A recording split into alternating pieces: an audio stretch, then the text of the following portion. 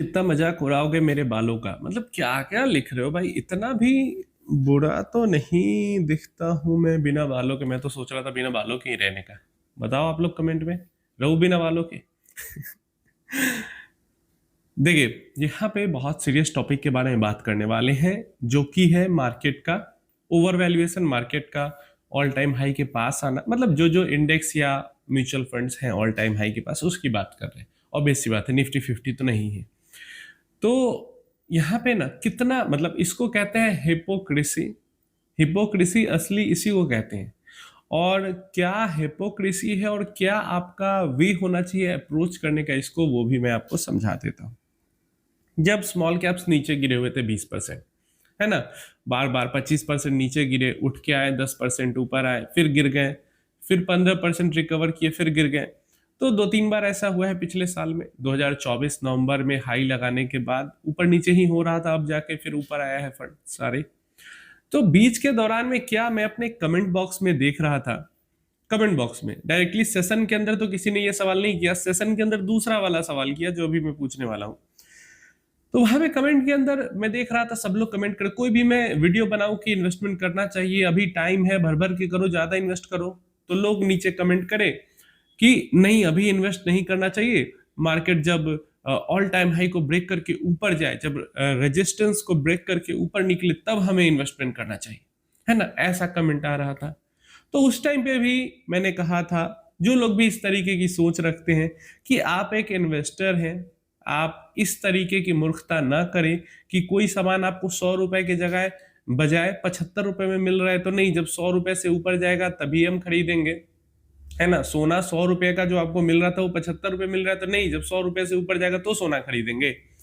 ये कहाँ की महामूर्खता है। इस उस टाइम पे भी मैंने ये चीज समझाने की कोशिश की थी कि आप उसी यूनिट को कह रहे हैं कि नहीं अभी गिर गया है, 75 रुपए में नहीं खरीदेंगे, वापस जब 100 रुपए के ऊपर जाएगा तब खरीदेंगे। तो कितनी बड़ी ये महामूर्खता थी। अब सेम मैं अभी के टाइम पे कमेंट में ये देख रहा हूं, और ये तो कई सारे क्वेश्चंस में भी, इस सेशन में भी ये क्वेश्चन आए हैं, अगर आपने पूछा है तो किसी पर्टिकुलर ने, बहुत सारे लोग यही कर रहे हैं।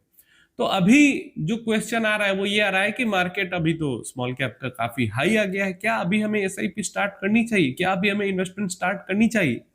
तो किस तरीके की ये हिपोक्रेसी है ये जरा समझिए। जब गिरता है नीचे तो आप लोग कहते हैं कि जब ऊपर जाएगा तो इन्वेस्टमेंट स्टार्ट करेंगे, और जब ऊपर आता है तो आप कहते हैं कि अब तो ऊपर आ गया, है ना, तब आप कहते हैं अब तो ऊपर आ गया, अब तो महंगा हो गया, अब तो इतना रिटर्न बन गया है एक क्वार्टर में, तो अब कैसे इन्वेस्टमेंट स्टार्ट करें, अब तो ओवर वैल्यू हो गया। तो आप कब स्टार्ट करेंगे ये बताइए। लिटरली 6 महीने में ये दोनों चीज हो गई। मार्च के टाइम पे ये इन्वेस्टर्स का कमेंट था कि बहुत गिर गया है, और गिर जाएगा तो, ऊपर जाएगा तो इन्वेस्टमेंट स्टार्ट करेंगे। और अभी के टाइम पे इन्वेस्टर्स का ये आर्गुमेंट है कि ऊपर आ गया बहुत, गिर जाएगा, गिरेगा तो इन्वेस्टमेंट स्टार्ट करेंगे, अभी नहीं इन्वेस्ट करेंगे। तो यही मैं कहता हूं कि ये कितनी बड़ी, मतलब दो मुही बातें हैं। और ऐसे जो इन्वेस्टर होते हैं, मैंने उस टाइम पे भी कहा था कि ऐसे इन्वेस्टर कभी इन्वेस्ट नहीं कर पाएंगे। 100 रुपए की चीज थी, गिर के 75 रुपए की, आपने नहीं खरीदा, आपने कहा जब वापस 100 से ऊपर निकलेगा तो खरीदेंगे, क्योंकि तब वो ब्रेकआउट हुआ और ऊपर की तरफ जाएगा। अब वापस जब वो चीज 95 96 पे आ चुकी है, अब कह रहे हैं कि नहीं अब तो बहुत ऊपर आ गया, अब तो महंगा हो गया, अब वापस जब नीचे 75 जाएगा तो खरीदेंगे। तो कभी नहीं खरीद पाएंगे आप। इसका मतलब सीधा सीधा है कि आप कभी नहीं खरीद पाएंगे। अब क्या अप्रोच होना चाहिए आपका, ये वैसे तो जिन लोगों की ये सोच है उनको समझाना बहुत ही नामुमकिन है, लेकिन आपका अप्रोच क्या होना चाहिए ये मैं समझा देता हूं। तो देखिए, आप हैं एक इन्वेस्टर।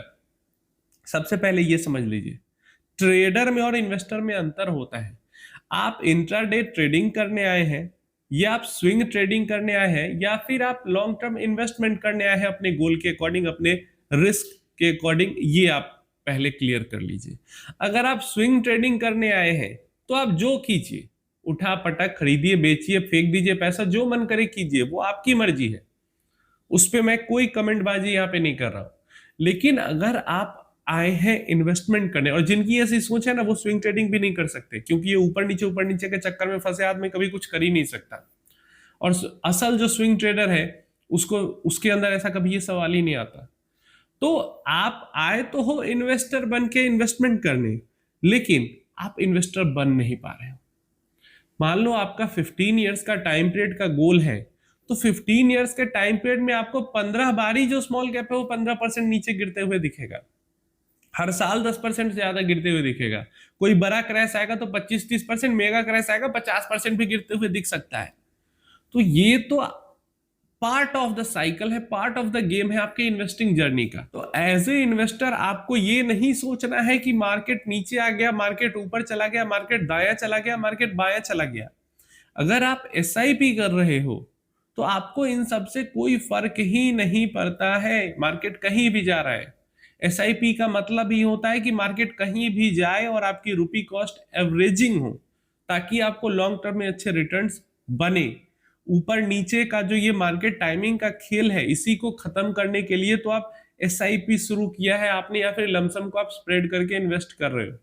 और फिर भी आप अगर उसी चीज में फंसे हो कि अभी स्टार्ट करें या नहीं, अभी इतना गिर गया है या अभी इतना चढ़ गया है, तो आप कैसे अपने गोल तक पहुंच पाओगे।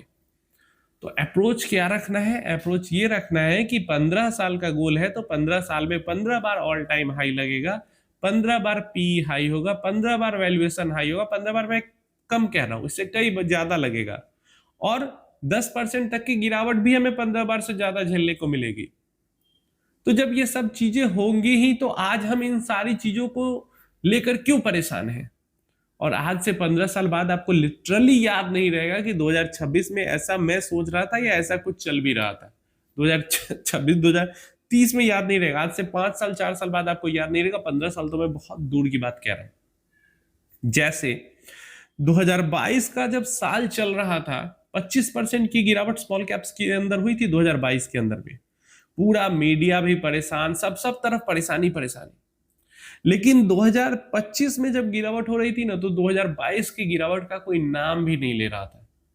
सीधा लोगों का यही कहना हो, चाहे जितने भी बड़े यूट्यूबर्स हो, एंकर्स हो, न्यूज मीडिया वाले, आर्टिकल्स हो, सब कोई 2020 में गिरावट हो, इसके बाद 5 साल किसी ने गिरावट देखी ही नहीं। सब कोई यही कह रहे थे। 2022 किसी के जुबान पे ही नहीं था, क्योंकि 2022 में 25% तक गिरावट हुई थी स्मॉल कैप्स में, और 2020 में 50% 60% तक गिरावट हुई थी। तो 50% वाला तो याद था, लेकिन 20-25% वाला नहीं याद था। जबकि पूरा का पूरा 15 महीने तक लगभग मार्केट के अंदर कोई रिटर्न नहीं बना था, और 25% का डिप आया था स्मॉल कैप में। किसी को याद नहीं। वैसे ही ये साल भी जो है वो आज से 5 साल बाद आप भूल जाएंगे। 2018 2019 किसी को याद नहीं। एक बस बीच का 2020 का बड़ा क्रैश सबको याद है। तो यही होता ही है, और आपको अप्रोच ही यही रखना है कि हमें इन्वेस्टमेंट करना है एसआईपी वे में, अपने एसेट एलोकेशन को ध्यान रखते हुए अलग अलग एसेट में जितना हम जो झेल सकते हैं उसके अकॉर्डिंग अलग अलग एलोकेशन करके बात खत्म हो जाती है। समझ में आ गया? आपको ये नहीं टाइम करने बैठ जाना है कि गोल्ड कितना गिर गया, गोल्ड कितना चढ़ गया, स्मॉल कैप्स कितने गिर गए, स्मॉल कैप्स कितने चढ़ गए, मिड कैप कितना गिर गया, मिड कैप कितना चढ़ गया, नैस्डैक कितना गिर गया, नैस्डैक कितना चढ़ गया। ये सब आपको नहीं देखना है। आप महीने के 5,000 10,000 15,000 इन्वेस्ट कर रहे हो और अगले 15 साल तक करते रहोगे, और उस टाइम पीरियड में कई बार चढ़ेगा उठेगा। उम्मीद है इंफॉर्मेशन क्लियर होगी, समझ में आया होगा जो मैं कहना चाह रहा हूं।